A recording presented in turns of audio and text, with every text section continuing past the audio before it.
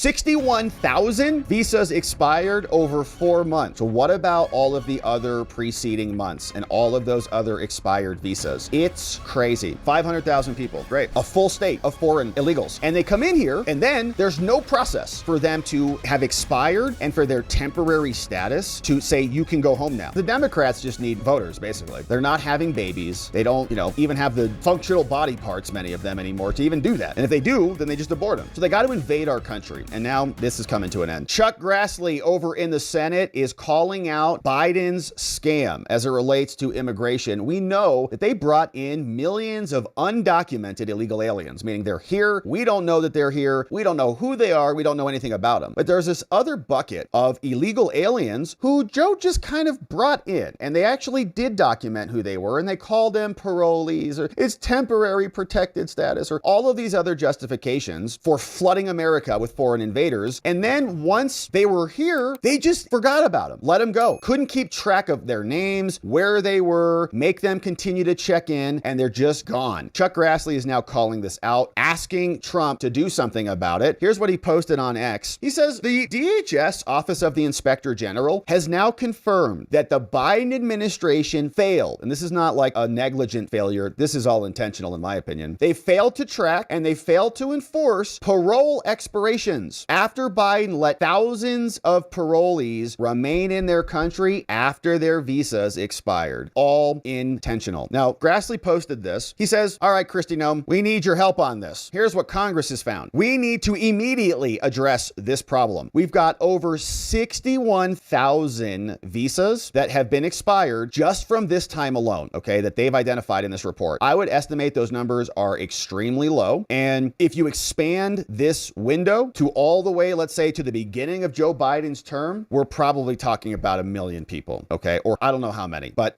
gobs. This is from November 2024 to February 2025. November, December, January, February. 1, 2, 3, 4. Pretty sure, double check my math on that. So 61,000 visas expired over 4 months. So what about all of the other preceding months and all of those other expired visas? It's crazy. Maybe it's 3 months if you don't count February. That's a good point. So the OIG found that the multiple Biden Homeland components failed to do their jobs. In fact, Biden's agency failed to track the expirations, okay? Like they didn't even track it, didn't even have a spreadsheet. They did not establish or maintain a centralized, reliable system to monitor the expirations, and ICE enforcement and removal operations was not notified when parolees entered the United States. And ICE did not automatically consider parolees as removable after their term expired. So the expiration dates mean nothing. Isn't that just amazing? So we know that this came from this report, and let's take a look at the report before we see what Chuck Grassley had to say. This one came out from the Office of the Inspector General earlier this year, and now Grassley's processed it, now demanding some answers, and we're getting some response to it. But here's what they found. We ended our fieldwork for this review in September 2024. Then in late January 25, Trump came in and issued executive orders and implemented policy changes. This is coming out in July. Now, this review does not evaluate the effects of those changes. These are just the findings from the Biden people. Now, we found, look at this. These are like criminals, okay? It's just they're letting it happen. They're not doing their jobs to allow this to happen. We found that none of the 3 Department of Homeland Security components that were responsible for end of parole activities, Customs and Border, ICE, and enforcement, immigration services, all of them, nobody was designated to monitor parole expiration so they can just stay forever. And Homeland did not have a well-defined process to address parole expiration if they were here. And there were gobs of these people who came in. We also found that Homeland did not initiate enforcement actions for the people whose parole actually expired. They can just stay. So as a result, Homeland did not have assurance that former parolees were lawfully present in the United States after parole expiration. Okay, they're here illegally. Nobody was checking them on the way out. You can see this is the overview of the process. They're looking at this time frame. So July 21 to September 2022, total parolees, 77,000 from that little window of time. Total parolees. Now, how many of those? And where'd they come from? Look at all these things. U.S. government operations to resettle the Afghanis. Oh, yeah, We need as many Afghanis as we could possibly. Diversity is our strength, yeah. July 21 to 22, Joe Biden flooding our country with Afghanis. Then 2022 to 2025, now been paused. Thank you, President Trump. The Ukrainian refugees. And I don't even know why they want to come here, because they just get on buses and get sliced in the neck by repeat criminals like we saw recently. 233,000 of those people came in, which is like, you know, 1/2 the size of like Wyoming, little less. Come on in, bring all the Ukrainians in, bring all these foreigners here. Hey, here's another one. This one came in from CHNV. Who are these people? Oh yeah, Cubans, Haitians, Nicaraguans, Venezuelans. Everybody come on in, have a great time. From January 23 to 2025, total parolees there. That's like the state of Wyoming. They brought them all in. 500,000 people. Great. A full state of foreign illegals. And they come in here, and then there's no process for them to have expired and for their temporary status to say you can go home now. Trump said terminate all this, okay, thankfully. So it's just gobs of people. Trump securing our borders. He then said enough of this. We're going to reverse it. Now, parolees and parole can end for these people who had temporary status in a number of ways. But what we have found is ending our field work in September 24, after Trump signed a lot of these things, there was no process, no well-defined process. At the end of their parolee, they're here for a year, 2 years, whatever, no information. They reviewed requests, and here's what we've got. Here's where some of the numbers are coming from. Some people were granted re-parole. So here's some options. So like not everybody who is here has expired and become criminal. Some people granted re-parole. Some people got extension. Some people had pending application for long-term status. Another application that's approved, another one denied. Application for TPS approved and denied. So they go through all the numbers, and you can see the report fleshed out in details. But in total, here's the number. The total number of parolees with just an expiration date, okay, like they're just catching the back end of this, between November and February of these 25 and 24, 61,000 people. So it's obviously way more than that. Hundreds of thousands, maybe, you know, a million. I don't know, but huge numbers. So Chuck Grassley is now saying, we got to do something about this. Christy, did you know? On July 2nd, we got a new report that was released. The OIG found that Biden and their homeland lacked adequate procedures to track any of these people. We cannot confirm that they've actually left once their authorized period ended. Now, specifically, they found that basically everybody in DHS, Alejandro's DHS, Customs and Border Protection, USCIS, and ICE, they all failed to do their jobs. Here's what they say. For instance, they failed to even generate reports for parole expiration, couldn't even run an assessment, despite having a congressional mandate ordered to do so. They have to report on data and overstays to Congress and to us, the American public, but what do they care? Now, according to the report, an official told the Office of the Inspector General, they said it was beyond their agency's mandate to monitor these expirations once they're in the United States. Joe Biden made it policy to not follow the law, which is criminal, and he should be prosecuted. Additionally, USCIS did not establish or maintain a centralized or reliable system, found that they were not even monitoring it, didn't even care. It was just a matter of,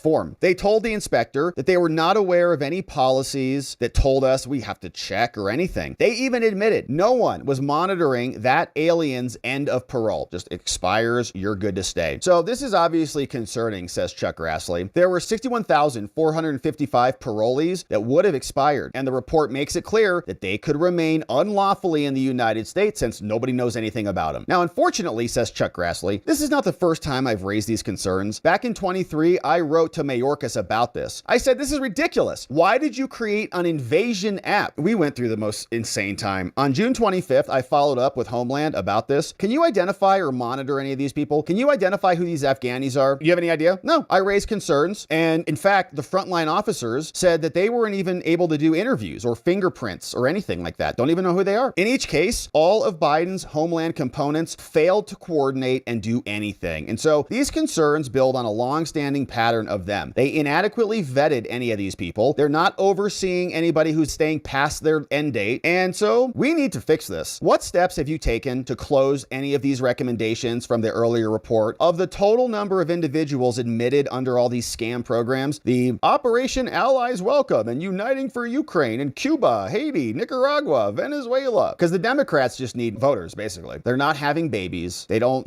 even have the functional body parts, many of them anymore, to even do that. And if they do, then they just abort them. So they got to invade our country. And now this is coming to an end. Have they reached the end of their parole period? Have they departed the country? No, they're running schools. Remain in the country beyond their authorization parole period? How many have been placed in removal proceedings? How many charged with crimes? Please let us know. And how does Homeland coordinate with any of these agencies to make this happen? Please let me know. And if you have any questions, just contact Tucker Aiken on my committee staff. What's up, Tucker Aiken? Shout out on his committee staff at 202, you know the number. Chuck Grassley, chairman of the Senate Judiciary Committee. So our country was invaded. Joe Biden, Alejandro Mayorkas are criminals. They explicitly created or did not create systems that they needed to create to do their jobs. And so it feels like it's an abuse of office and they should be investigated, charged. There should be really a full congressional committee that investigates how and who was responsible for facilitating the invasion into our country. And now we also see Google and Apple are wising up and have decided to remove their ICE tracking app from their social media platforms, saying Google joined Apple, they're removing ICE Block, which is probably a good idea because the people who are using those apps are shooting the illegals, as we saw recently, and killing them. So maybe a better idea since they're using the app to go murder individuals across America. But what else is happening out there, which is infuriating, is our friend Nick Sorter got arrested last night. He is a great journalist and reporter, and he was there on the scene dealing with the protesters who are trying to stop the actual removal of these people who have no right to be in our country. They're here past expiration. They're here illegally. They're not entitled to be here. And so when a journalist goes there to report on it, guess what happens in Portland? They get arrested. Here's what Andy No had to say. Says Nick Sorter was arrested, but in contrast, the person who beat Katie Davis court and gave her a black eye allowed to walk away and hide in an Antifa safe house. And so let's see what the latest is from Nick Sorter. Let's see if he's out of custody or what. But Harmeet says, Portland, it's find out time. Buckle up. And Pam Bondi from Nick says, Bondi has ordered a full investigation led by Harmeet of the Portland Police Bureau following my wrongful arrest last night. Bondi just confirmed to him. Shout outs. Let's go. Bondi says, personally called me to deliver this news. I'm so grateful for her for doing so. The Trump DOJ will not allow Portland police to continue to do the bidding of Antifa. And it's insane. They're arresting the journalist while protecting the illegal alien lovers who are here attacking federal agents, have been doing it night after night after night, a lot longer than 4 hours at the Capitol building when they went back in and voted that same night, even though they allowed that to happen by distracting everybody with the pipe bombers. But now we see the DOJ stepping in. We're glad to see Nick Sorter got a personal phone call from the US AG and they're springing into action. Harmeet Dillon says, you are now about to find out. So we'll keep our eye on this immigration madness, my friends. Thank you for joining as we do.